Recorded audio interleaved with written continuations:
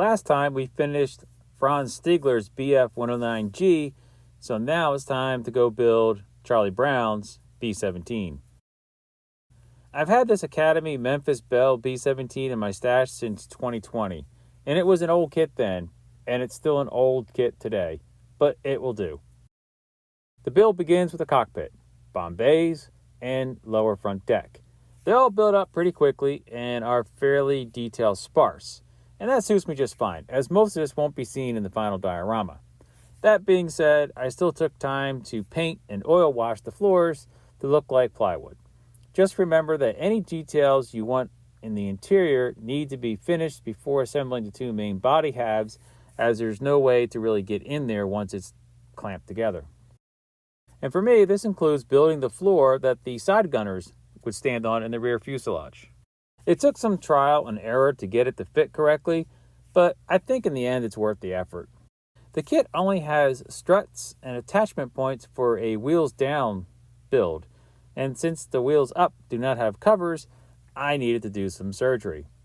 Once the glue was dry, I assembled the two large wing halves and landing gear in place.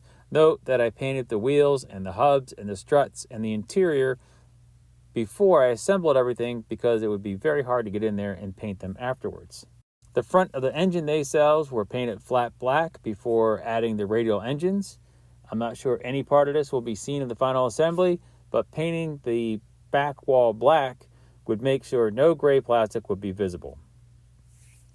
So now we have the interior assembled and painted, the wings assembled, and the landing gear painted and assembled, and the engines ready to go. Time to assemble and paint the crew while all that dries and cures. I found these 1/72nd scale B-17 crew members on eBay. I have no idea where I got them from. They're probably knockoffs, but I just needed some tiny figures to fill up the interior of the airplane. I had to do some minor alterations to get the crew all to fit in place, but in the end, I did not use the bombardier or the tail gunner nor the ball gunner. And you can see where the crew should be situated, except for the radio operator, who they have modeled standing behind the pilot and co-pilot. I had him laying on the ground like he was an injured member, and I took the ball gunner and made him like he was another crew member, maybe the ball gunner, out, help patching him up. The tail gunner in this particular aircraft, unfortunately, is the only person to pass away in this scenario, as the rear of the airplane was hit by some flak directly, and I believe he was decapitated. So I didn't bother modeling him.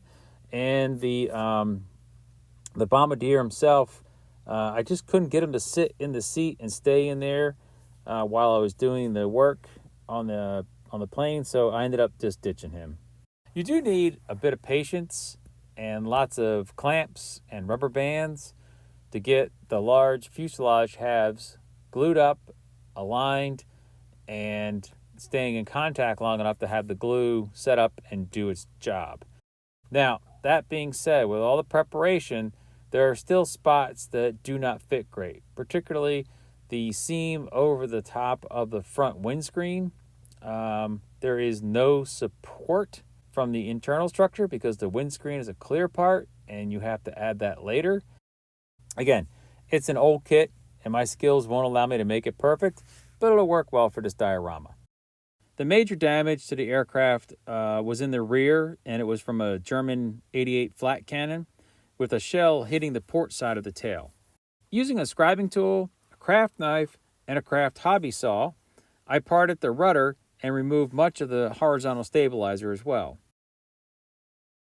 The cutaway sections were covered with modeling paste, and bits of cut down styrene plastic rod and sheet were added. You can see I tried to make the rods look like spars that would have been embedded into the tail section, and along the horizontal stabilizer, I used the sheets to mimic the ribs that would have been in there to hold that in place and would have been a riveting point.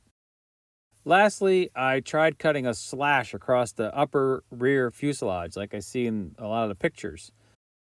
It didn't go as well as I thought, but I ended up just gluing some aluminum foil there as well, as the plastic is really thick and it kind of does the trick. Now, when we get to the painting, I did pre-shade after some light gray priming. And the belly color was a medium gray from Vallejo, which I lightened with some pure white paint to keep it in scale.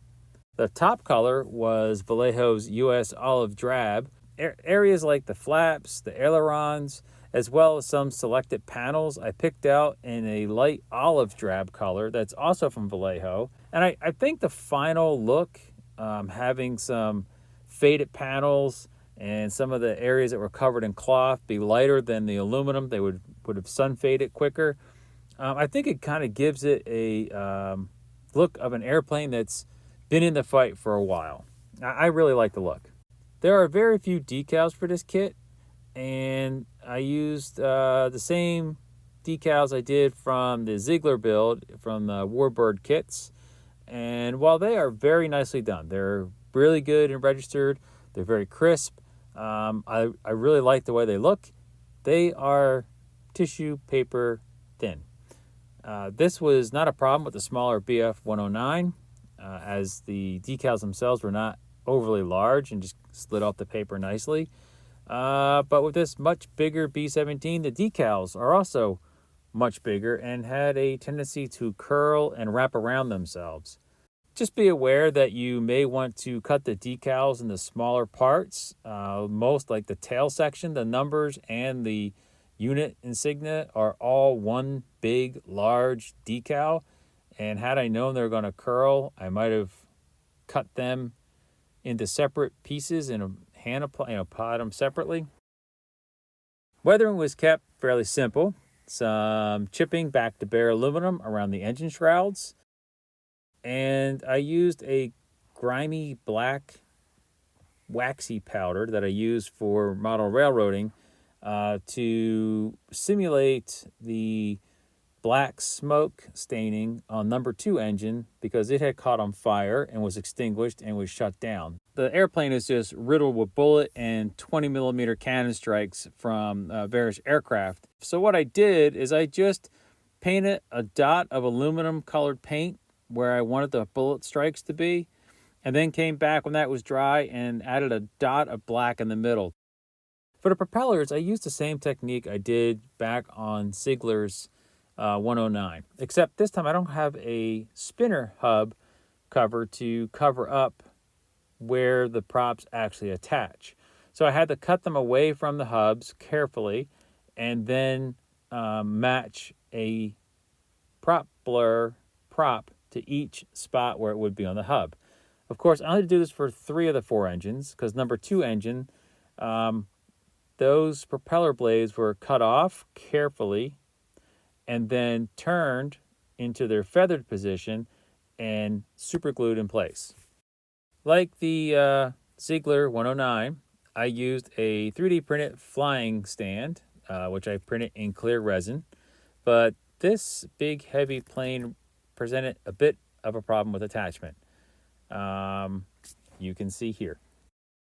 So after cutting the prop stand down to give a bigger surface area, let's see what happens. All right, here's the moment of truth. And we'll start with the tail on the wing support. Hey. The base for this diorama was dead simple. I glued a rectangle of foam core to some leftover 1x2 wood pieces and then glued some unsanded tile grout on top. Once all that was dry, I broke out the airbrush and some shades of greens and browns and yellows to make some fields. I even broke out some blue to add a small river and made some dots of dark green for some trees. All that was left to do was to add the B-17 and the BF-109 to the base. Oh, and I made some clouds from polyester fill. Again, with the airbrush getting a light black on the bottom and then shades of gray and white on the top. And while I did have many issues with the 2 kits involved in this diorama, and it kind of felt half-hearted on the base, I do like the finished product.